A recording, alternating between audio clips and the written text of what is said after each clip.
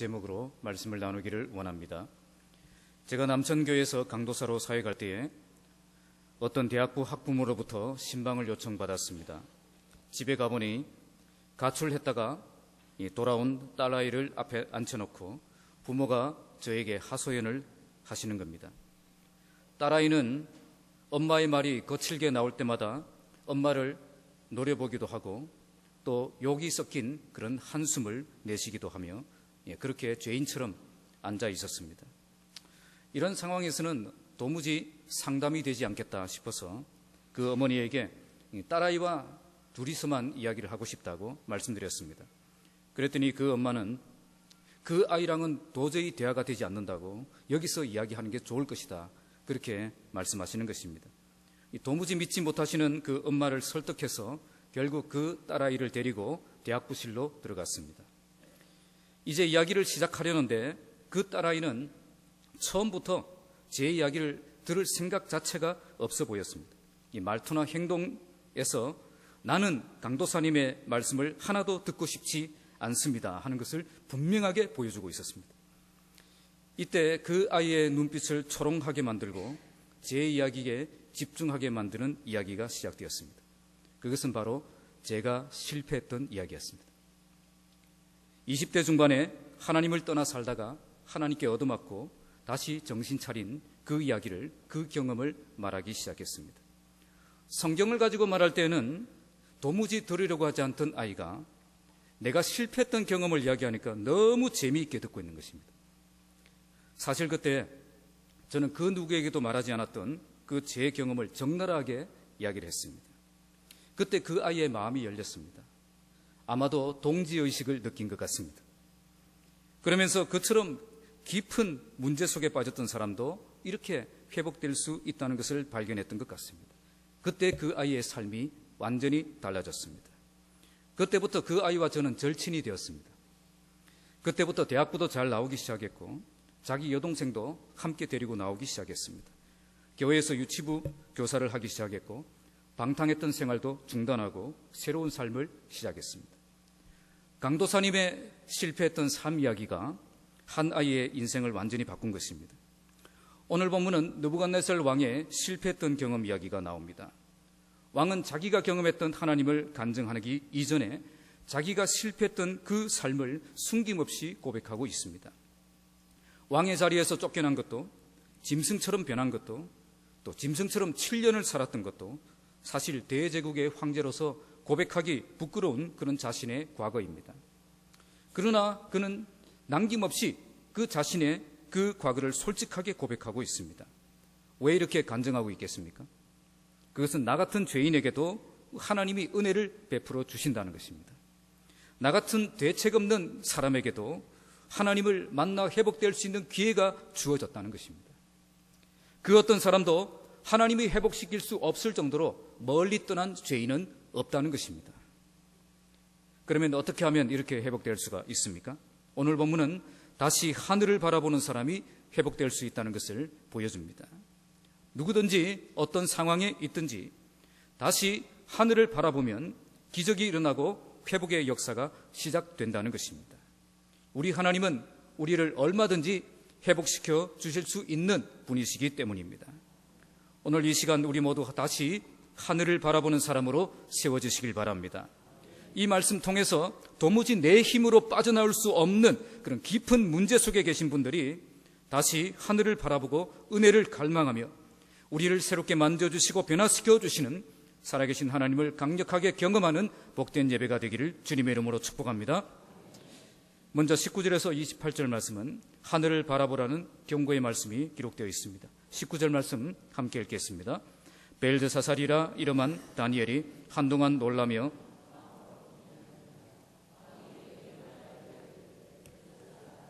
이 꿈과 그 해석으로 말미암아 번민할 것이 아니니라. 벨드사살이 대답하여 이르되 내 주여, 그 꿈은 왕을 미워하는 자에게 응하며 그 해석은 왕의 대적에게 응하기를 원하나이다. 다니엘은 왕의 꿈 이야기를 듣자마자 한동안 놀라며 마음으로 번민했다고 말씀합니다. 놀랐다는 말은 몸을 부들부들 떨 정도로 그렇게 놀란 것을 말합니다.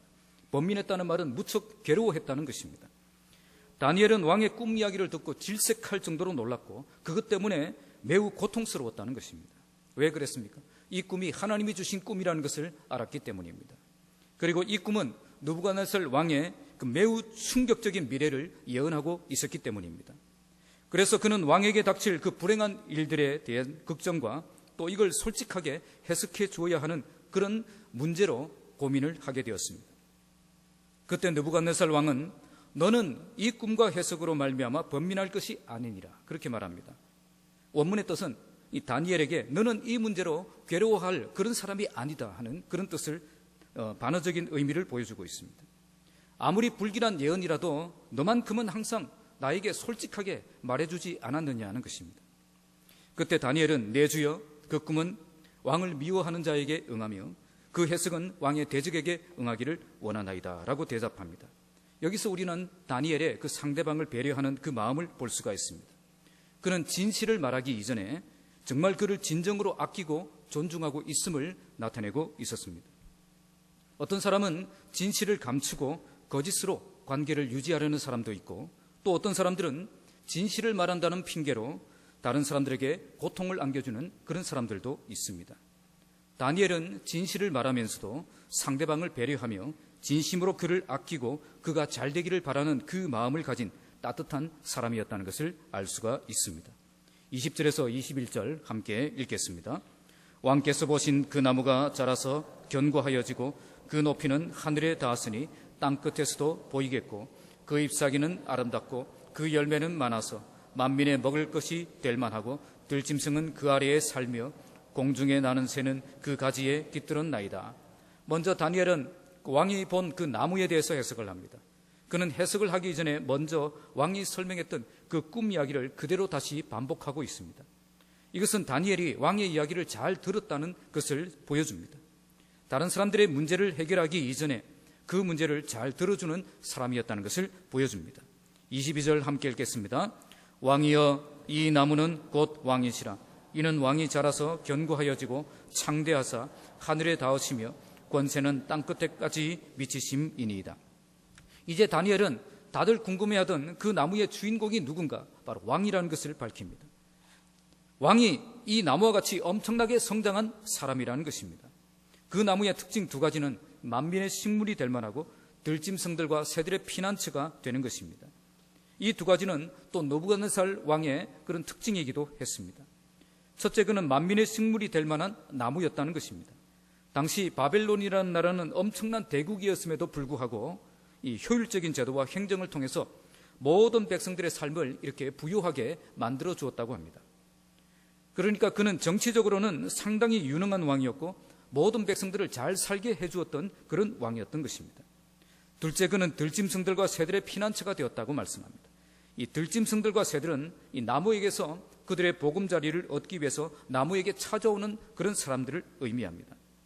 당시 바벨론은 자기에게 대항하는 자는 잔인하게 정복했지만 항복하고 복종하는 자에게는 안식처를 제공하고 또 보호까지 잘 해준 그런 왕이었다고 합니다. 다니엘은 꿈에서 본 나무처럼 현재 느부갓네살 왕은 높은 권세와 이 막강한 영향력을 가지고 있다고 해석해 주고 있습니다. 나무가 웅장하게 자라서 하늘에 닿은 것처럼 그의 권세는 하늘까지 높이 올라가 있고 이 땅 끝에까지 미칠 정도로 그의 정치적인 영향력은 막강한 그런 영향력을 가지고 있다는 것입니다. 그런데 23절 말씀 함께 읽겠습니다. 왕이 보신즉 한 순찰자 한 거룩한 자가 하늘에서 내려와서 이르기를 그 나무를 베어 없애라. 그러나 그 뿌리의 거루터기는 땅에 남겨두고 새와 놋줄로 동이고 그것을 들풀 가운데 두라. 그것이 하늘 이슬에 젖고 또 들짐승들과 더불어 제 몫을 얻으며 7대를 지내리라 하였나이다. 그런데 갑자기 하늘에서 한 순찰자, 한 거룩한 자가 내려왔습니다. 순찰자라는 표현은 지난주에 말씀드렸던 것처럼 바벨론식의 표현입니다. 이 바벨론 신들 중에 우르라는 말에서 파생된 이 잠을 깨우는 자, 감시자, 그런 뜻을 가진 단어입니다. 느부갓네살 왕은 하나님이 보내신 천사를 알아보지 못했기 때문에 이 자기식으로 해석하고 자기식으로 표현했던 것입니다.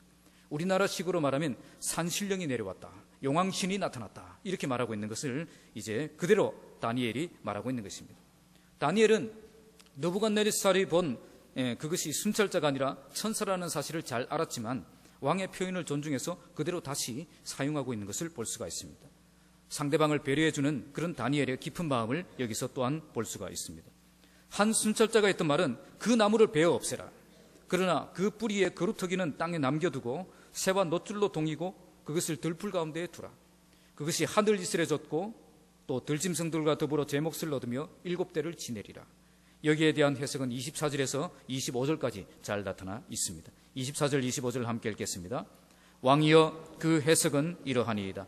곧 지극히 높으신 이가 왕이 사람에게서 쫓겨나서 들짐승과 함께 살며 소처럼 풀을 먹으며 하늘 이슬에 젖을 것이요 이와 같이 7대를 지낼 것이라. 그때에 지극히 높으신 이가 사람의 나라를 다스리시며 자기의 뜻대로 그것을 누구에게든지 주시는 줄을 아시리이다. 다니엘은 순찰자의 말은 먼저 바벨론의 순찰자가 내린 명령이 아니라 지극히 높으신 이가 명령하신 것이다 라는 것을 밝힙니다.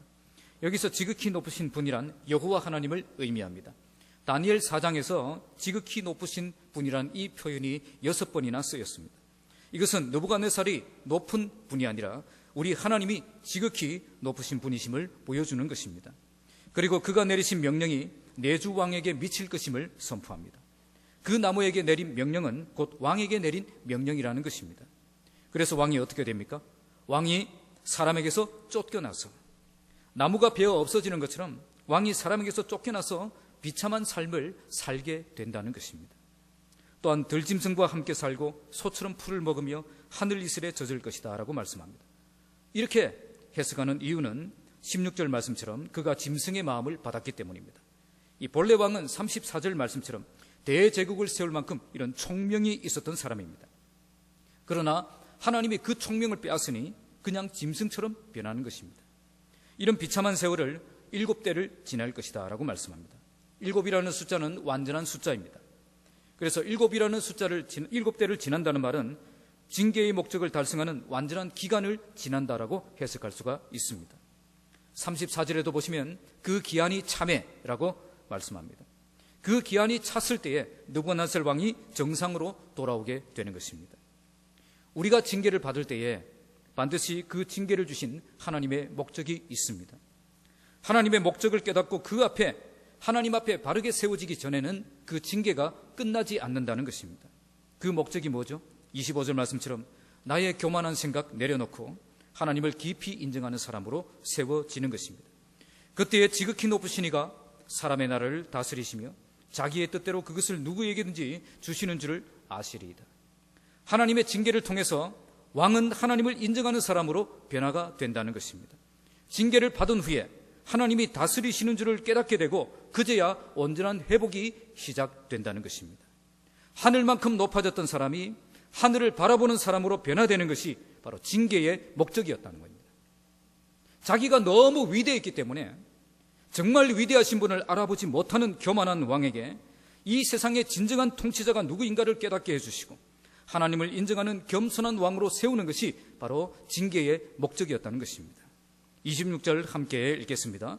또 그들이 그 나무 뿌리에 거루터기를 남겨두라 하였은즉 하나님이 다스리시는 줄 왕이 깨달은 후에야 왕의 나라가 견고하리이다. 여기에 거루터기에 나무 뿌리에 거루터기를 남겨두라고 하신 명령을 해석합니다. 왜 거루터기를 남겨두라고 하셨겠습니까? 다니엘은 이렇게 해석합니다. 하나님이 다스리시는 줄을 왕이 깨달은 후에야 왕의 나라가 견고하리이다. 하나님을 인정하는 사람으로 회복되면 왕의 나라도 회복될 수 있다는 것을 보여주신 것입니다. 거루터기를 남겨두신 목적은 바로 하나님이 다스리시는 줄을 왕이 깨닫고 겸손히 인정할 그때에 다시 회복의 기회를 주시기 위함이라는 것입니다. 바로 여기에 하나님의 크신 은혜가 있는 것입니다. 도저히 빠져나올 수 없을 것 같은 그런 함정에 빠진 것 같은데 거기에도 빠져나올 구멍이 있다는 것입니다. 우리의 삶에도 잘 살펴보시면 이처럼 하나님이 남겨두신 거루터기가 분명히 있습니다. 거루터기란 바로 회복의 기회를 의미합니다. 우리가 볼 때는 아무리 생각해도 도무지 방법이 없을 것 같은데 하나님께서 우리에게 회복의 기회만 주시면 실타래가 풀리듯 그 문제가 순식간에 해결될 수 있다는 것입니다. 우리에겐 방법이 없어도 하나님에겐 방법이 있습니다. 우리에겐 길이 안 보여도 하나님에게는 길이 보인다는 겁니다. 우리 하나님은 얼마든지 우리를 회복시켜 주실 수 있는 그 방법을 알고 계십니다. 우리 하나님은 기가 막힐 웅덩이와 깊은 수렁에서 우리를 충분히 건져 주실 수 있는 분이십니다. 그래서 아무리 사망의 음침한 골짜기를 걸어가고 있더라도 두려움에 사로잡혀 절망 속에 살아가서는 안 됩니다. 다윗의 고백처럼 여호와께서 우리의 목자가 되시기 때문에 우리가 만난 그 어떤 문제도 우리에겐 회복의 기회가 될 수 있음을 믿고 당당하게 살아가는 여러분들이 되시길 바랍니다. 하지만 아무리 기도하고 아무리 고민하고 아무리 찾아봐도 방법이 보이지 않는 그런 분들이 계실 것입니다. 도대체 나에게는 이 거루터기조차 없는 것 같은 그런 생각이 들 때가 있을 것입니다. 하지만 분명히 하나님의 백성인 우리들에게는 거루터기가 있습니다. 중요한 것은 우리가 이 거루터기를 볼 수 있어야 한다는 것입니다. 이 거루터기를 믿을 수 있어야 됩니다. 우리가 어떻게 하면 이 거루터기를 통해 회복될 수가 있겠습니까? 왕이 깨달은 후에야 왕의 나라가 견고하리이다. 무엇을 깨달아야 회복이 시작될 수 있다는 것입니까? 거루터기를 통해 회복되기 이전에 가장 먼저 하나님을 인정하고 하늘을 바라보는 사람이 될 때에 참된 회복이 시작된다는 것입니다. 하나님께서 왜 거루터기를 남겨두셨습니까? 어떤 어려운 문제를 만나도 어떤 힘겨운 상황을 만나도 다시 하늘을 바라보면 회복의 역사가 시작될 수 있다는 것을 우리에게 보여주신 것입니다. 다시 하나님 찾고 다시 하나님 만나고 다시 하나님의 은혜로 들어가면 다시 일어서서 새롭게 시작될 수 있다는 것입니다. 눈을 들어 주를 보라 내 모든 염려 주께 맡겨라 슬플 때에 주님의 얼굴 보라 사랑의 주님 안식 주리라. 할렐루야. 도무지 길이 보이지 않고 도무지 방법이 보이지 않는 그런 상황을 만났어도 우리에겐 분명히 하나님께서 남겨두신 거루터기가 있습니다. 우리가 눈을 들어 주님을 바라보면 언제든지 달려오셔서 우리 안에 놀라운 일을 행하시려고 준비하신 그 하나님의 은혜가 예비되어 있다는 것입니다. 그러므로 여러분에게 고통의 멍에가 있다면 예수께로 나아가시기 바랍니다. 낭패와 실망을 당한 뒤라고 해도 예수께로 나아가면 회복이 있습니다. 아직도 내가 뭔가 할 수 있다는 그 교만한 마음 다 내려놓고 복되신 말씀 따르기 위해서 예수께로 나아가면 죽음의 위를 벗어나고 새로운 삶이 시작되는 것입니다. 27절 함께 읽겠습니다. 그런즉 왕이여 내가 아뢰는 것을 받으시고 공의를 행함으로 죄를 사하고 가난한 자를 긍휼히 여김으로 죄악을 사하소서. 그리하시면 왕의 편안함이 혹시 장구하리이다 하니라. 다니엘은 징계의 목적이 하늘을 바라보는 사람이 되는 것임을 잘 알았습니다. 그래서 왕에게 목숨을 걸고 간청하고 있습니다. 이제라도 회개의 열매를 맺고 하나님을 인정하는 삶을 살아야 한다는 것입니다. 지금이라도 교만한 마음 내버리고 하나님을 바라보면 하나님이 선한 길로 인도해 주신다는 것입니다. 그리하시면 왕의 평안함이 혹시 장구하리이다. 다니엘이 말하고 싶은 것은 지금 하나님이 기회를 주고 계신다는 것입니다. 심판이 목적이 아니라 변화가 목적이기 때문입니다. 지금이라도 이 세상의 진정한 통치자가 누구인지를 알고 겸손하게 하나님을 인정하며 살아가면 왕의 나라가 영원할 것이라고 선포하고 있는 것입니다. 왜 하나님이 왕에게 꿈을 주었습니까? 회개와 변화의 기회를 주시기 위함입니다. 아무런 경고도 하지 않고 하나님이 그냥 심판할 수도 있었습니다. 그러나 꿈을 주시고 해석을 주시고 하나님의 경고의 메시지를 듣게 하셨습니다. 왜 그랬습니까? 이것은 그에게 기회를 주신 것입니다. 지금이라도 하나님을 인정하는 겸손한 왕이 되라는 것입니다. 낭패와 실망 당하기 전에 예수께로 나오라는 겁니다. 죽음의 길 만나기 전에 예수께로 나오라는 것입니다. 그러나 왕은 그렇게 하지 않았습니다. 29절에 12달이 지난 후에 이 말을 통해서 하나님께서는 즉각 심판을 행하지 않으시고 1년이라는 긴 시간을 회개의 기회로 주셨던 것입니다. 하지만 그는 회개하지 않았고 하나님의 심판을 고스란히 받는 불행한 인생이 되고 말았습니다. 왜 이렇게 되었습니까? 내가 너무 잘났기 때문입니다. 내가 너무 잘났기 때문에 하나님의 말씀이 귀에 들리지 않는 것입니다. 그래서 하나님이 우습게 보이고 하나님의 심판의 메시지를 드려도 그게 하나도 두렵지가 않는 것입니다. 지금도 우리 하나님은 우리에게 끊임없이 기회를 주시는 분이십니다. 우리가 회개의 열매를 맺고 하나님을 깊이 인정하는 삶을 살면 복을 주시는 분이십니다. 하늘까지 높아진 삶을 사는 것이 아니라 하늘을 바라보며 사는 자가 될 때에 은혜를 주시고 주님의 축복을 누리며 살게 해주시는 것입니다. 여러분 모두 지금 우리에게 기회를 주시는 그 하나님의 은혜를 놓치지 않는 사람이 되시기 바랍니다. 그러나 내가 어리석어서 그 기회 놓치고 큰 어려움 속에 빠져 있다고 해도 하나님께서 나를 위해 남겨두신 그루터기가 있음을 깨닫고 다시 하늘 바라보고 회복의 기회를 붙잡는 복된 믿음의 사람들이 다 되시기를 주님의 이름으로 축복합니다. 28절에서 33절 말씀은 하늘을 바라보지 못한 왕의 모습을 보여주고 있습니다. 28절을 함께 읽겠습니다.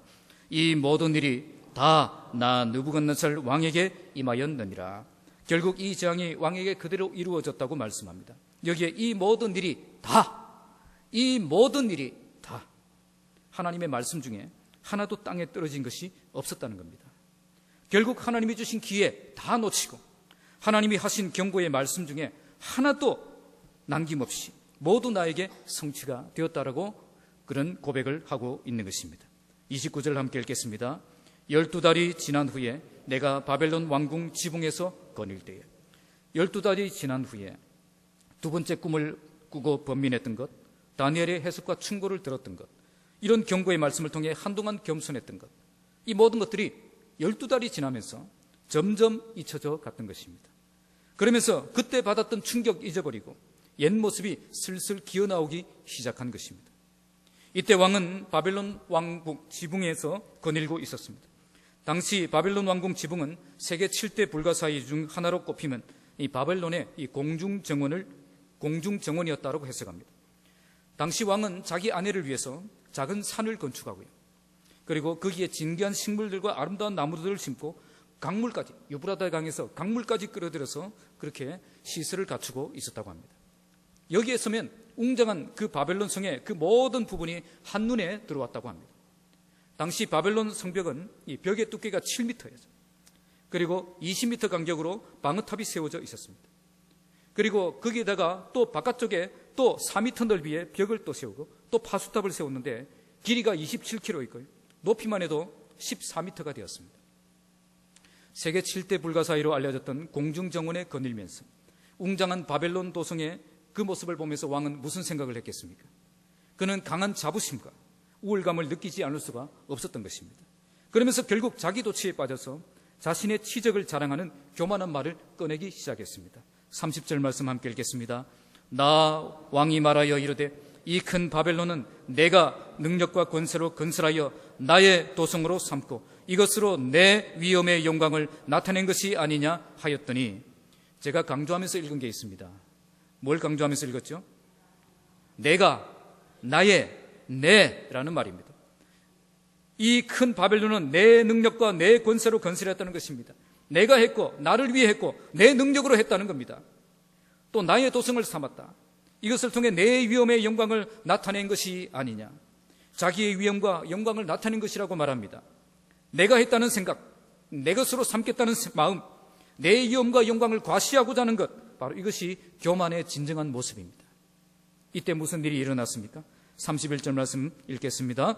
이 말이 아직도 나 왕의 입에 있을 때에 하늘에서 소리가 내려 이르되 느부갓네살 왕아 내게 말하노니 나라의 왕위가 내게서 떠났느니라. 이 말이 아직도 나 왕의 입에 있을 때에 아직 제대로 말도 끝내지 못했다는 말입니다. 그때 갑자기 하늘에서 소리가 들려왔습니다. 느부갓네살 왕아 내게 말하노니 나라의 왕위가 내게서 떠났느니라. 하나님의 징계가 즉각 시작된 것입니다. 1년을 기다려주신 하나님, 더 이상 참지 않으시고 심판을 시작하신 것입니다.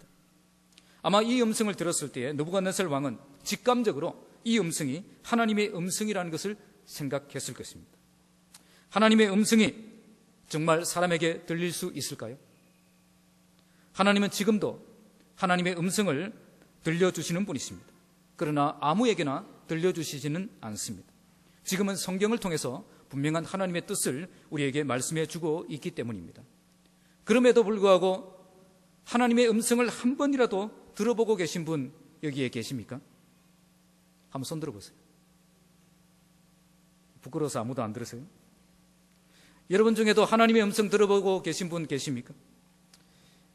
지금 하나님께서 만약에 여러분에게 하나님의 음성을 들려주신다면 어떤 음성을 들려주실 것 같습니까?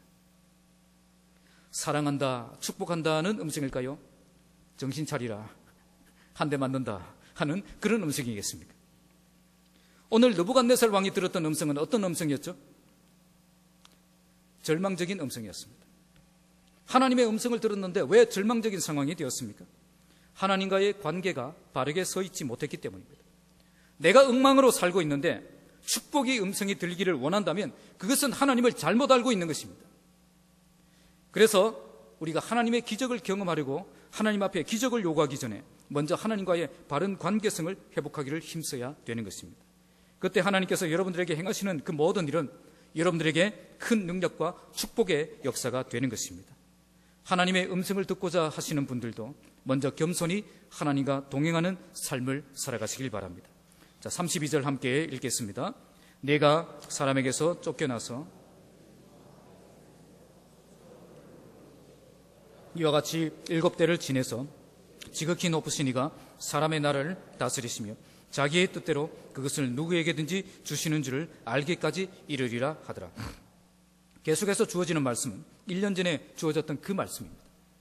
느부갓네살 왕이 결코 잊어버리지 말아야 될 그 말씀을 잊어버리니까 하나님께서 사건을 통해서 다시 생각나게 해주신 것입니다. 그런데 그때의 말씀은 경고의 말씀이었지만 지금의 말씀은 심판의 말씀이었습니다. 우리는 고통과 징계가 없어도 하나님을 더욱 깊이 인정하는 삶이 되어야 됩니다. 세월이 지나도 하나님을 잊어버린 자가 되지 않도록 늘 깨어 있어야 되는 것입니다.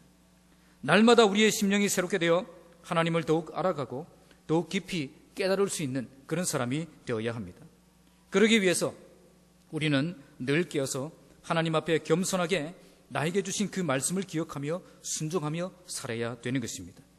우리가 하나님을 인정한다는 것은 그분이 우리에게 하신 그 말씀을 인정하는 것입니다. 말씀을 무시하는 것은 곧 하나님을 무시하는 것입니다. 우리는 항상 하나님의 그 말씀을 인정하며 복종하는 삶을 살 수 있어야 되는 것입니다. 33절 함께 읽겠습니다. 바로 그때에 이 일이 나 느부갓네살에게 응함으로 내가 사람에게 쫓겨나고 소처럼 풀을 먹으며 몸이 하늘 이슬에 젖고 머리털이 독수리 털과 같이 자랐고 손톱은 새발톱과 같이 되었더라. 지금까지 느부갓네살 왕은 내가 했고 나를 위해 했고 내 능력으로 했다고 생각했습니다. 하지만 하나님께서 그에게 주신 그 모든 능력을 거두어가 버리시니까 그는 사람들에게 쫓겨났고 짐승보다 못한 존재가 되고 말았습니다. 더 이상 위대한 대제국의 황제가 될 수 없는 버림받은 자신의 그 초라한 모습을 보게 된 것입니다. 하나님께서 우리에게 은총을 거두어 가버리시면 우리는 정말 아무것도 아니라는 것입니다. 세상 총명도 다 하나님께서 주신 것입니다. 위대한 지도자들, 위대한 발명가들, 위대한 개혁가들, 그들 모두 자기 힘과 지혜로 그 능력으로 그 일을 한 것이 아니라는 것입니다. 세브란스 병원에서 사역하시는 김봉남 전도사님의 간증을 제가 들은 적이 있습니다. 그분은 그 병원에서 사역하시면서 매일 응급실로 이 반신불구가 되어서 들어오는 환자들을 만난다고 하는 것입니다. 조금 전까지만 해도 멀쩡했던 사람이 교통사고를 당해서 뇌졸중으로 쓰러져서 온몸이 마비되고 기억력을 상실하는 그 모습을 매일매일 보고 있다는 거예요. 거기에는 의사도 있고요, 교수도 있고요, 대기업 임원도 있었다는 거예요. 그 누구도 예외가 되지 않는다는 것입니다. 아무리 똑똑했던 사람도 머리에 실필줄 하나 터지니까 그 많던 기억 다 잊어버리고 말 한마디 못하게 되는 것, 그것이 바로 연약한 인간이라는 것입니다. 그래서 우리는 내가 잘나서 똑똑한 것이 아니라 하나님의 이 모든 것이 하나님의 은혜임을 고백할 수 있어야 되는 것입니다. 우리는 지극히 높으신 자가 인간 나라를 다스리시며 자기의 뜻대로 그것을 누구에게든지 주시는 분이시라는 것을 알아야 됩니다. 나라의 지도자들도 하나님의 능력을 주셔야 그들이 훌륭한 지도자가 될 수 있는 것입니다. 교회의 지도자들도 모든 능력 주시는 그 하나님 앞에 겸손히 엎드릴 때에 능력을 경험할 수가 있는 것입니다.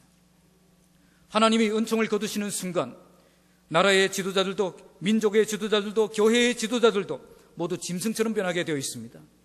생각하는 것이 짐승 같고, 행동하는 것이 짐승 같고, 결정하는 것이 짐승 같은 그런 지도자가 되게 되어 있습니다. 결국 사람들에게 버림받고 짐승만도 못한 그런 인생을 살게 되는 것입니다. 오늘 본문의 느부갓네살 왕은 하나님을 무시하고 교만하게 살다가 하나님의 심판을 받았습니다. 천하를 호령하던 대제국의 황제도 하나님이 총명을 거두어 가버리시니까 짐승같이 되어버렸습니다. 이걸 통해 하나님께서 우리에게 무엇을 말씀하고 계십니까? 하나님께서 은총을 거두어 가버리시면 나는 아무것도 아니라는 겁니다. 내가 잘났다고 생각했던 분들, 내 능력으로 충분히 성공적인 인생 살 수 있다고 생각했던 분들 모두 겸손히 하나님 앞에 엎드리는 시간 되시기 바랍니다. 하늘을 바라보지 않고도 충분히 살 수 있다고 생각했던 그 교만 내려놓고 겸손히 하늘을 바라보며 살아가는 여러분들의 삶이 되시기 바랍니다.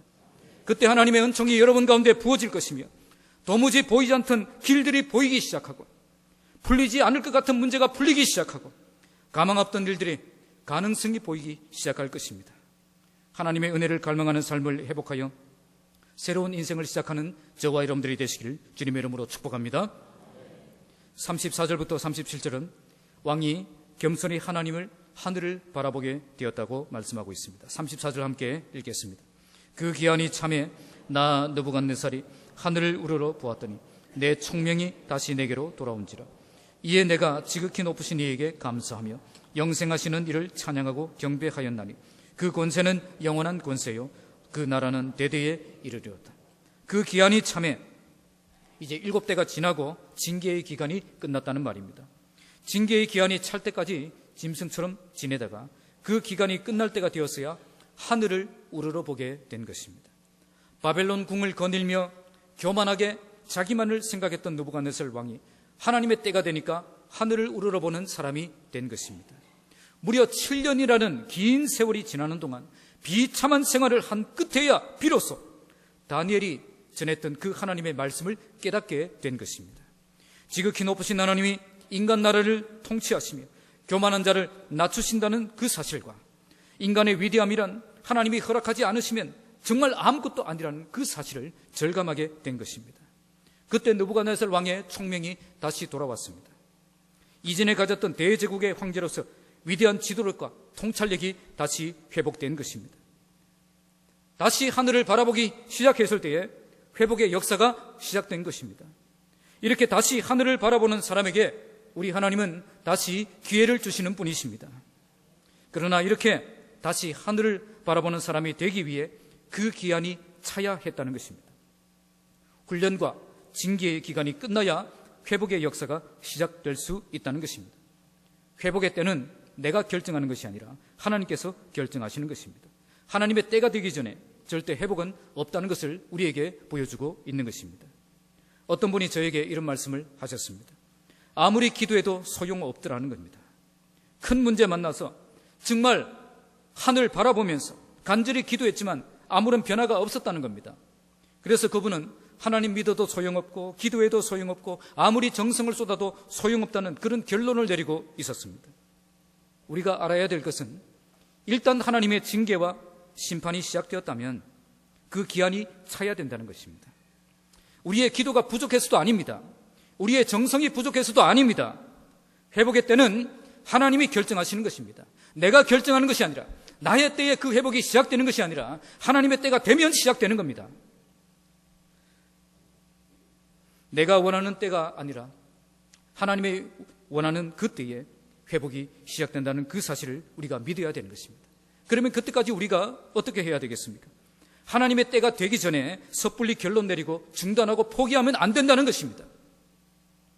반드시 나에겐 하나님이 남겨두신 뭐가 있습니까? 거루터기가 있다는 것입니다.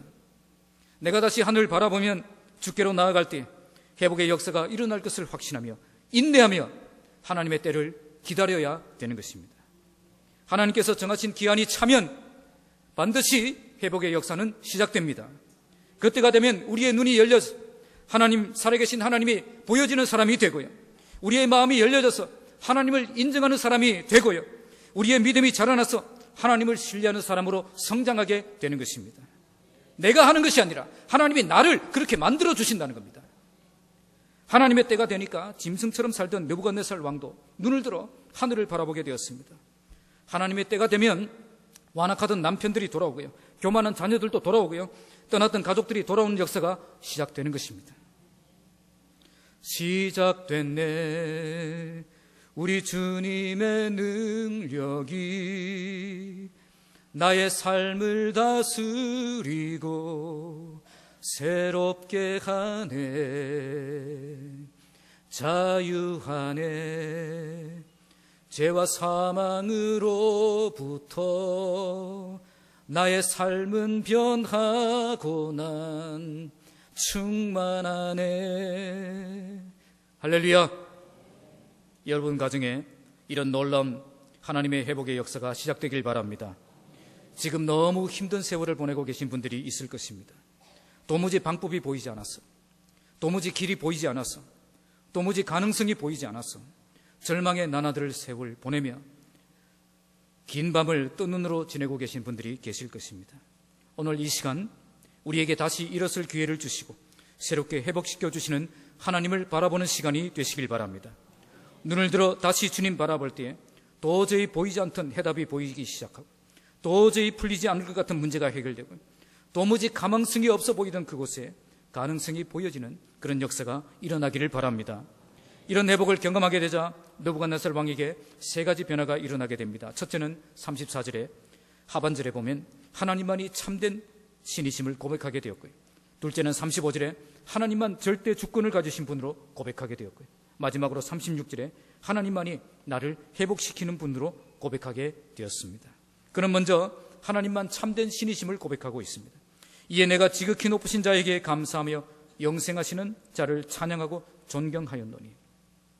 회복의 영이 부어지니까 하나님을 인정하는 사람으로 변화가 된 것입니다.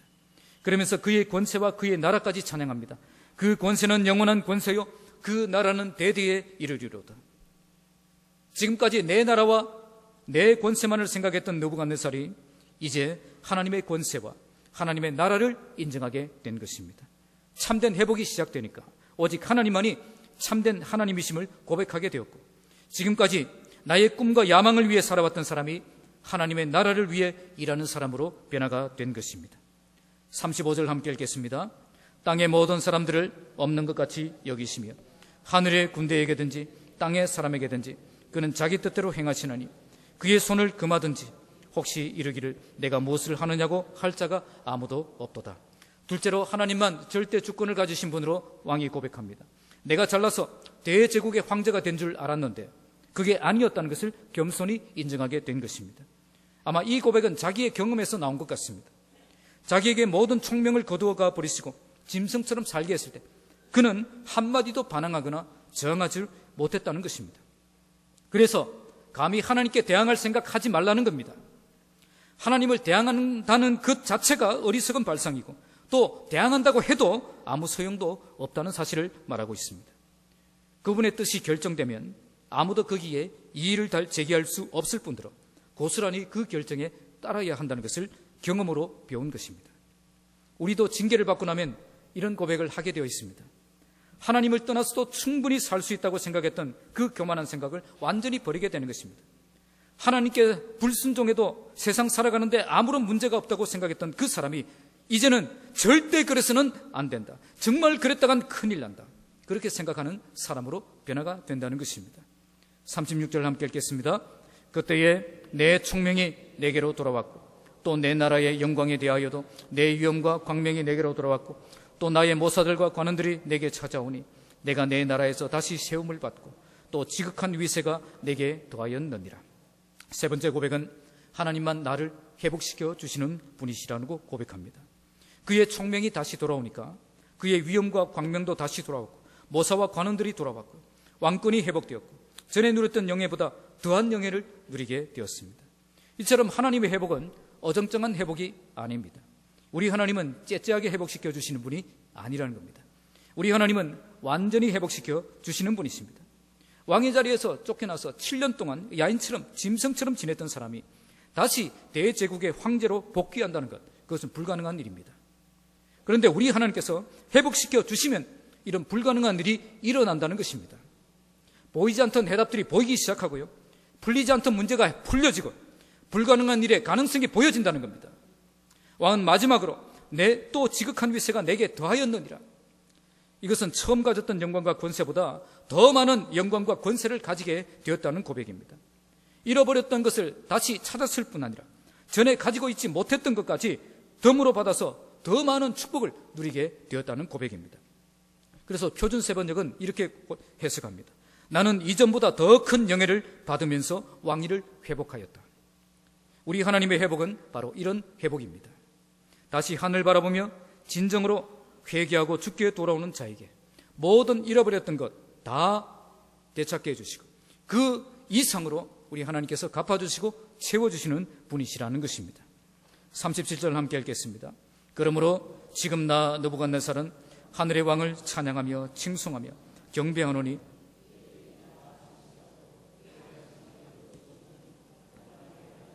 그가 능히 낮추심이라. 지금까지 그의 고백은 세 가지로 요약할 수 있습니다. 먼저 34절에 하나님만이 참된 신이시고, 둘째로 35절에 하나님만 절대 주권을 가지신 분이시고, 마지막 36절에 하나님은 나를 온전히 회복시켜 주실 수 있는 분이시다 하는 겁니다. 이런 하나님을 경험한 뒤에 그가 내린 결론이 37절입니다. 지금 나 느부갓네살이 하늘의 왕을 찬양하며 칭송하며 존경하노니. 바로 지금 나 느부갓네살이 하늘의 왕을 찬양하며 칭송하며 존경하는 사람이 되었다는 것입니다. 징계를 통해 하나님을 깨닫고 하나님을 진정으로 높이는 예배자가 될 수 있었다는 말입니다. 우리의 결론은 항상 주님을 높이는 자가 되는 것입니다. 그때에는 고통스러운 그 과거에 대해서도 원망하는 마음이 다 사라지게 될 것입니다. 그의 일이 다 진실하고 그의 행하심이 의로우심으로 진정한 회복을 경험하게 되면 과거의 아픔과 그 상처를 모두 잊어버리고 하나님께서 나에게 행하신 그 모든 일은 다 진실하고 의로운 것이었음을 인정하지 않을 수가 없게 된다는 것입니다.